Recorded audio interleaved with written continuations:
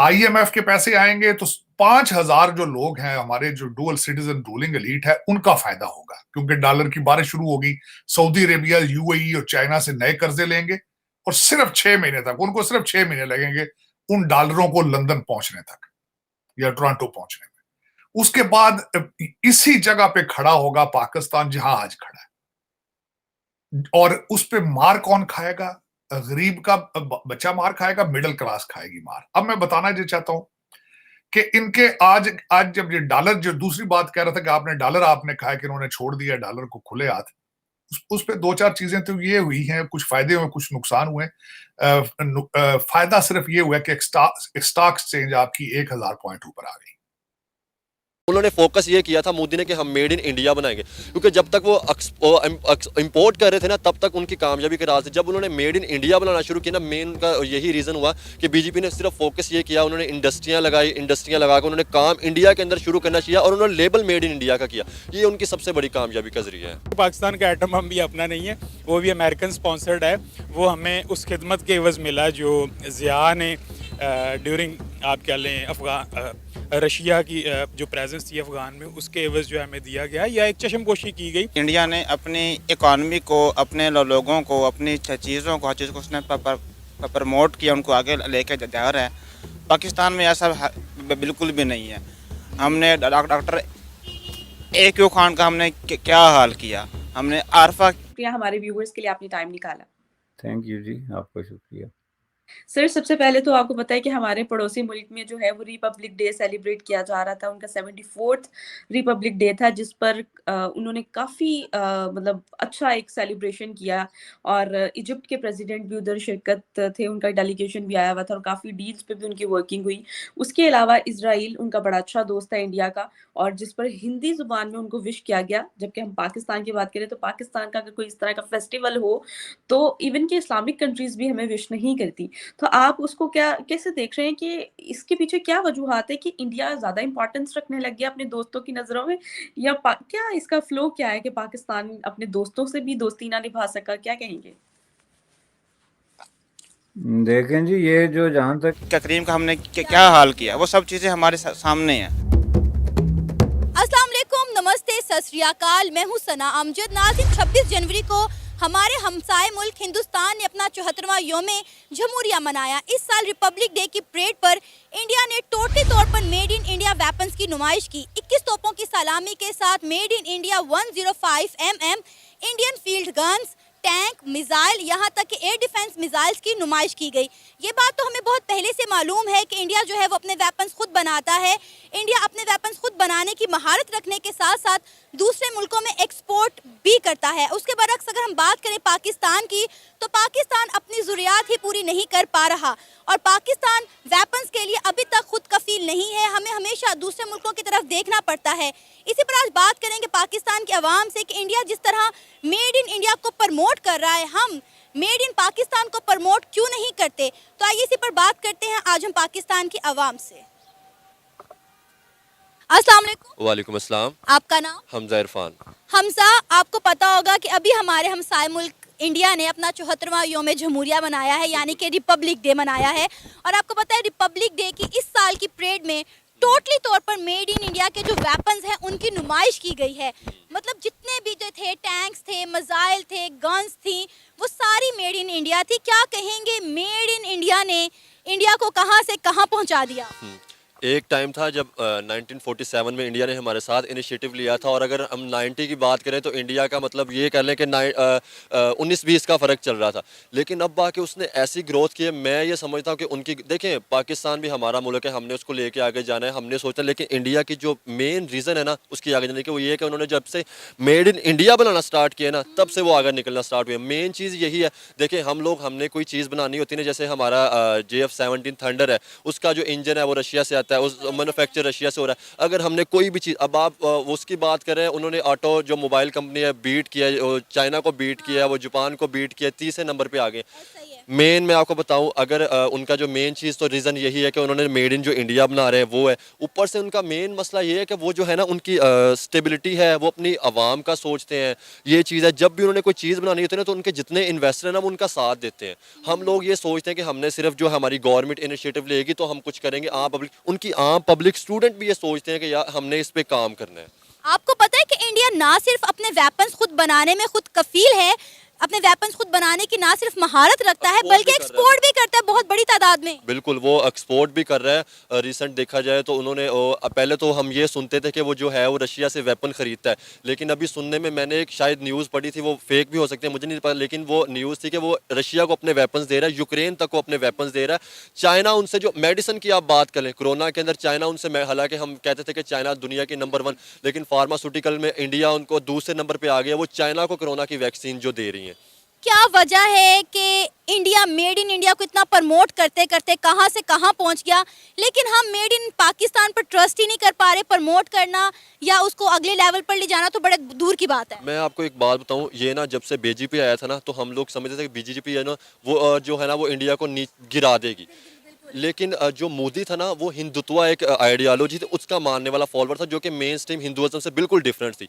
तो उसने सिर्फ उस टाइम उसने फिर इंडिया का सोचा, क्योंकि आप देखें उसके मतलब जो है वो ना तो उसकी जो है वो उसकी औलाद है, तो वो मेन चीज़ जो है ना वो अपनी ना तो उसने पैसा जोड़ना शुरू किया, जैसे हमारे सियासतदान करते हैं, कोई भी वो पैसा उठा कर, या उनका ये फोकस होता है कि हमने पैसा उठा कर बाहर जाना।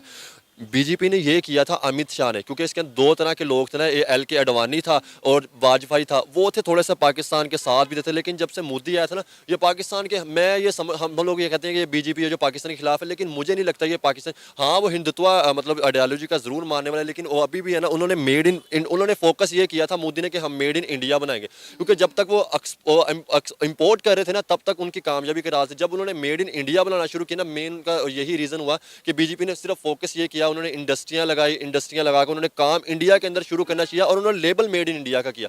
ये उनकी सबसे बड़ी कामयाबी का जरिया है। जाहिर है जब आप अपने मुल्क में चीज़ें बनाते हैं, अपने ही लोगों की ज़रूरत को पूरी करने के साथ साथ आप बाहर के मुल्कों में एक्सपोर्ट भी करते हैं, तो आप रेवेन्यू भी जनरेट करते हैं। ऐसे तो नहीं इंडिया जो है दुनिया की 5वीं बड़ी इकॉनमी बन गया ना। तीसरी बनने के करीब है, अब तो तीसरी बनने के करीब जा रहा है और मुझे लगता है कि तीसरी भी बन जाएगा। बीट कर रहा है, आप देखें ना जहाँ पे भी अमेरिका को लेके जाए तो ग्लोबल पार्टनर कहता है उसे। जो बाइडन क्या कहता है कि इंडिया जो हमारा ग्लोबल पार्टनर है, वो क्यों कहता है? उसको नज़र आ रहा है कि 1.5 अरब की आबादी है, इसके साथ हम ट्रेड करेंगे, इसके इंडिया के साथ कोई बिगाड़ता नहीं है। मेन मसला ये है कि हमारी भी पाकिस्तान की भी जो है वो अच्छी है, अगर हम यहाँ से इंपोर्ट एक्सपोर्ट करें अच्छी, लेकिन मेन चीज़ है वहाँ की वो मतलब नेशन बहुत ज़्यादा बड़ी है, पब्लिक वहाँ बहुत ज़्यादा अवेयरनेस है, वहाँ से लोगों को उठा के लेके, क्योंकि वो सिर्फ काम पर फोकस करते हैं, इसीलिए तो उन्होंने कह दिया कि ये हमारे ग्लोबल पार्टनर है, अगर हम इनके साथ बिगाड़ेंगे तो हमारी भी माशियत पर फ़र्क पड़ेगा, अमेरिका तक। अब आप देखें यूके को पीछे छोड़ दिया उन्होंने, यूके को कहा, यूके की इकोनॉमी को पीछे छोड़ दिया। वो किस लिए छोड़ा? क्योंकि वो फोकस कर रहे हैं अपने काम को, फोकस कर रहे हैं, वो इधर नहीं। हम जैसे कहते हैं कि इंडिया, मैं आपको एक बात बताऊं, मेरे घर के अंदर भांजा है, तो मैं मतलब उससे पूछा कि आप इंडिया आपका दोस्त है कि दुश्मन है? वो कहता है इंडिया दुश्मन है। तो मैं उस टाइम मैं ना मेरे दिमाग के अंदर बात आई, मैं कहा यार बच्चे के जहन में ये डाला जा रहा है कि इंडिया हमारा दुश्मन है। जब हम बच्चे के जहन में भी यही जाएंगे, हमारी लैक ऑफ एजुकेशन होगी, पुअर एजुकेशन होगी, तो हम कैसे तरक्की कर सकते हैं? जब हमने यही डालना है कि जी अफगानिस्तान हमारा दुश्मन है, इंडिया हमारा दुश्मन है, जब हम इससे बाहर निकलेंगे, हम जो है वो इकोनॉमी की जंग लड़ेंगे। जब तक, क्योंकि अब दुनिया में इकोनॉमी की जंग लड़ रही है, अब ये नहीं सीन रहा कि बार्डरों पर टैंकों के आगे जाकर लेट जाए, क्योंकि अब न्यूट्रल जो है ना, न्यूट्रल वेपन, ऐसे एक बम गिरा और दुनिया सारी तबाह। तो उन्होंने ये छोड़ दिया, उनको पता है कि जंग हो ही नहीं सकती। ये हम लोगों ने अपने दिमाग मगजमाजी करते हैं कि हमने जंग करनी है, ये करनी है, उन्होंने फोकस ये कर लिया, उनको पता है कि अब जंग पानी की रह गई है, माशियत की जंग। नुकसान क्या हुए हैं कि आपके बैठे बैठे कर्जे ट्रिपल हो गए आपके।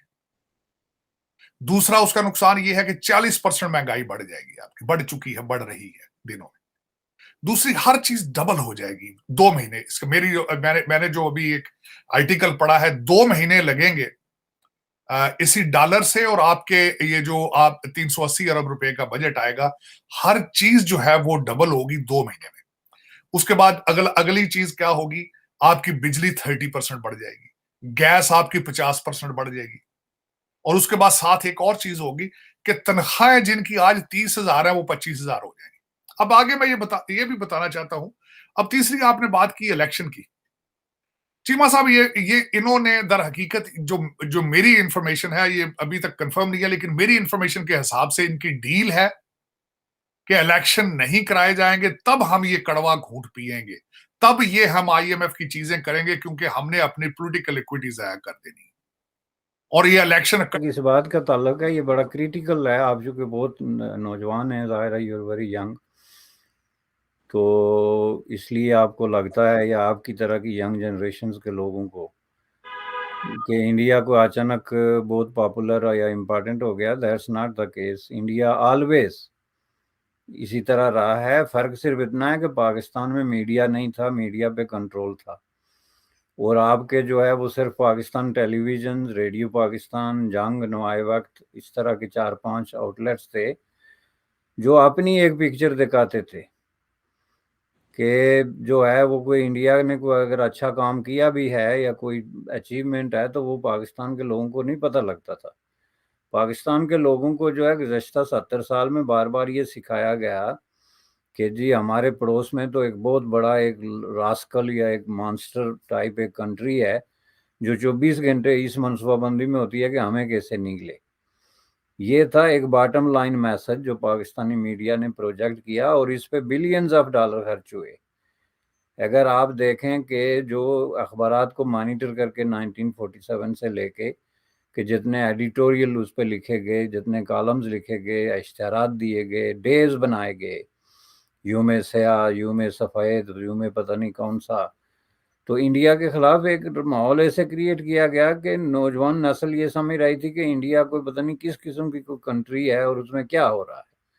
लेकिन जब से ये सोशल मीडिया आया है, ऑल्दो कि उस पर भी बड़ी पाबंदियां हैं, आपके इलेक्ट्रॉनिक मीडिया पे भी जो इंडियन चैनल्स देखने पे पाबंदियां या इस तरह की चीज़ें हैं, या आपके अखबारात आज भी इंडिया के बारे में कोई अच्छी खबर नहीं छापते।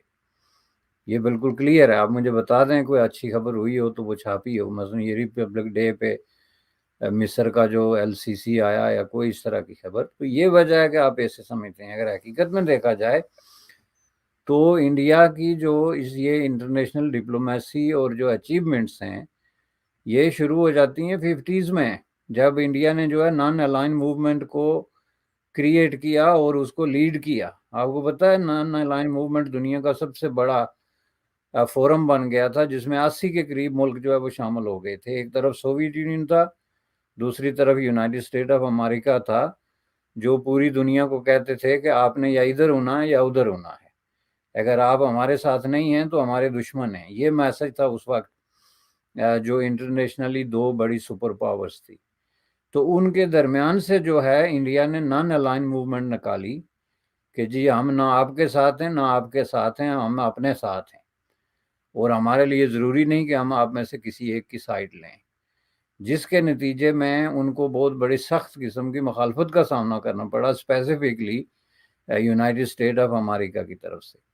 और यही वजह है कि यूनाइटेड स्टेट ऑफ अमेरिका का पाकिस्तान के करीब जाने का एक बड़ा फैक्टर ये भी था कि पंडित जवाहरलाल नेहरू इस पे इंसिस्ट करते थे कि हम आप में से किसी का हिस्सा नहीं बनेंगे, बल्कि हम एक तीसरी मूवमेंट खड़ी करते हैं जो किसी एक के साथ भी नहीं होगी।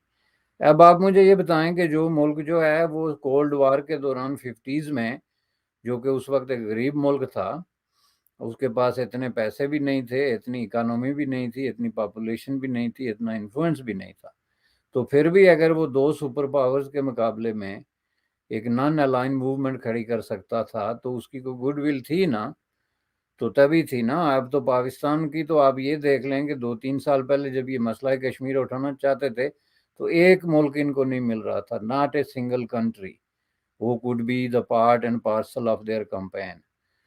तो कहाँ एक मुल्क और कहाँ 80 मुल्क।